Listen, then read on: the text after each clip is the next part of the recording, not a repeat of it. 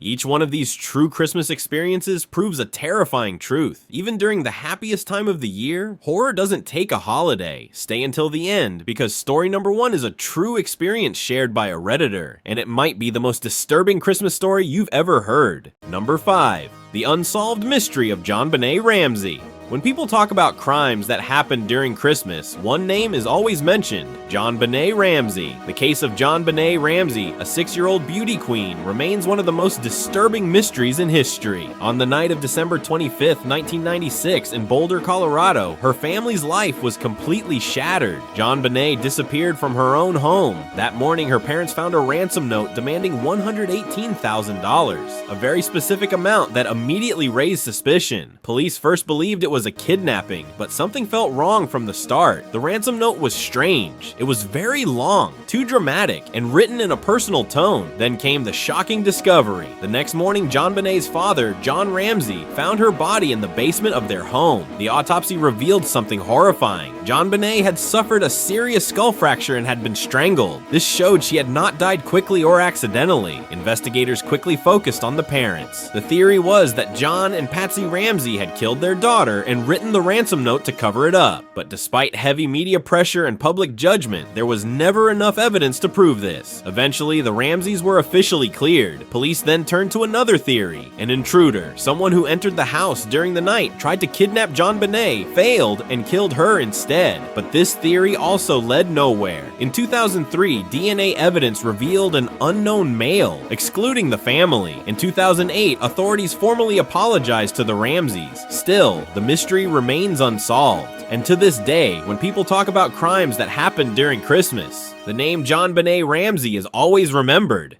Number 4. The Covina Massacre. One of the most brutal holiday crimes in US history happened on Christmas Eve 2008 in Covina, California. This was not a mystery, it was a massacre. The Ortega family was gathered for Christmas dinner. The house was filled with decorations, laughter, and holiday cheer. Nothing suggested danger. Then the door opened. A man dressed as Santa Claus walked inside. It was Bruce Jeffrey Pardo, the ex-husband of Sylvia Ortega. He was heavily armed. Pardo carried several guns and a homemade flamethrower. Without warning, he began shooting at his former in-laws. There was no escape. After firing his weapons, Pardo used the flamethrower to set the house on fire, making sure everything burned. 9 members of the Ortega family were killed, and some by gunshots, others by the fire. The neighborhood watched the house burn, unable to help. Hours later, Pardo was found dead. Some believe he killed himself. Others believe the fire spread too fast and trapped him inside. At the time, this was the deadliest mass shooting in Los Angeles County history, and it happened on Christmas Eve. A reminder that sometimes the most terrifying danger arrives when people least expect it. Number 3. The Bramshill House Bride. Bramshill House in Hampshire is known as one of the most haunted houses in England. Paranormal researchers claim there are at least 14 ghosts there, but one ghost is closely tied to Christmas. In the early 1600s, a young woman named Anne Cope was married at Bramshill House on Christmas Day.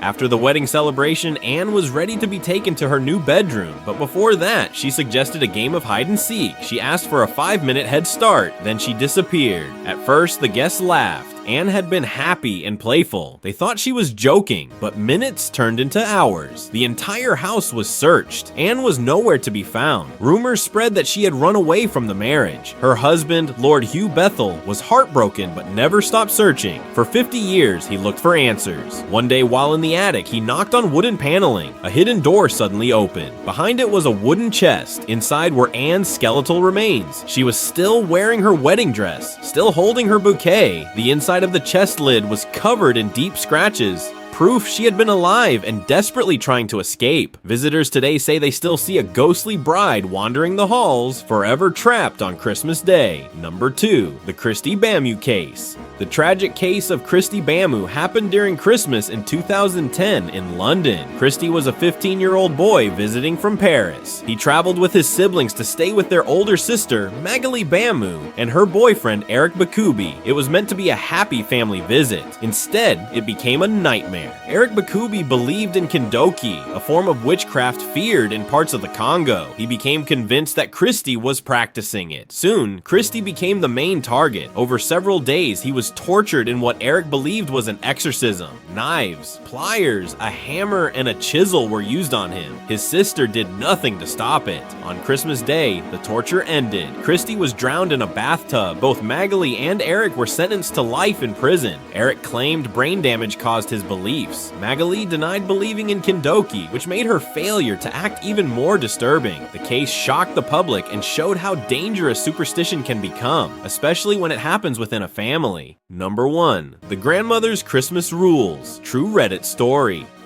This is a true story shared by a Redditor, and once you hear it, you'll understand why he says he will never visit his grandmother for Christmas again. What started as a kind decision, one meant to comfort an elderly woman, turned into a night he still refuses to talk about in detail. And the most disturbing part is this: every warning was given in advance. He loved visiting his grandma because she spoiled him with his favorite food and made him feel safe and cared for.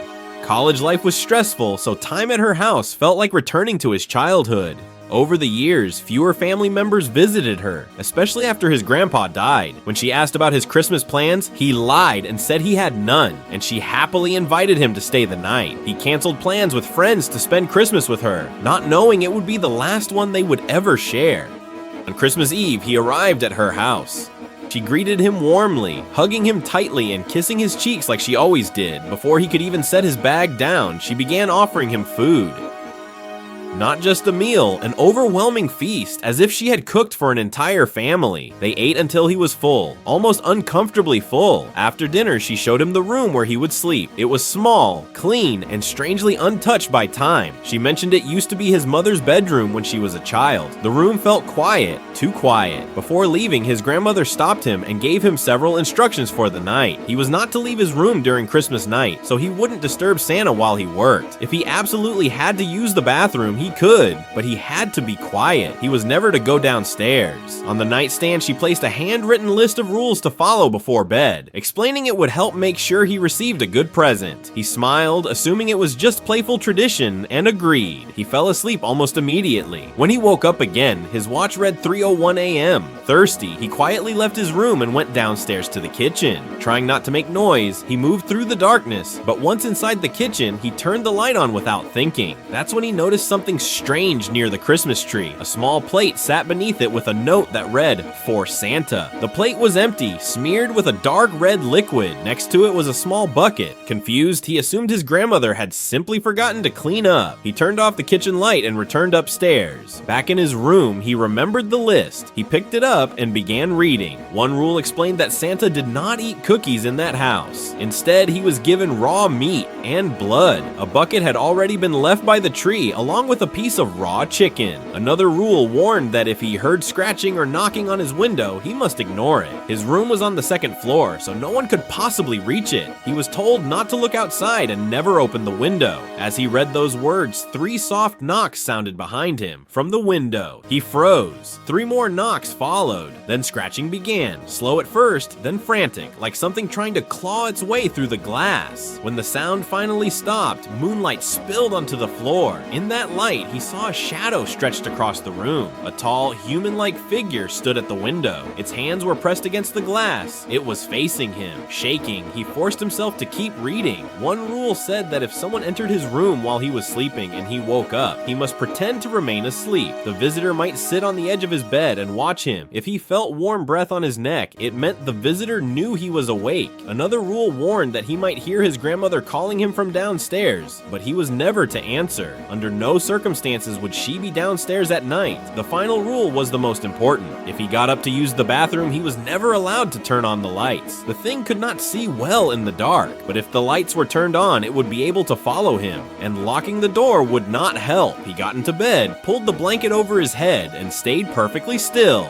Sometime during the night, he heard his door open, but did his best to ignore the footsteps and the low growling noise. He either passed out or fell asleep sometime later, but he woke up to the sound of movement coming from the kitchen downstairs. He sat up, looked around the room and at the window, rubbing his temples and thinking about the nightmare he'd had. He left his room and immediately heard his grandma's voice calling him from downstairs to come open presents. He said he was coming, when suddenly he felt a grip on his wrist. He turned around and saw his grandma there, staring at him with wide eyes. She leaned in and whispered in his ear with a trembling voice, "You turned on the lights, didn't you?" Which of these stories shook you the most, or made you question what really happens behind closed doors? Let us know in the comments below, and if you want more real mysteries, true crime, and chilling stories like these, make sure to subscribe, because the scariest stories are yet to come.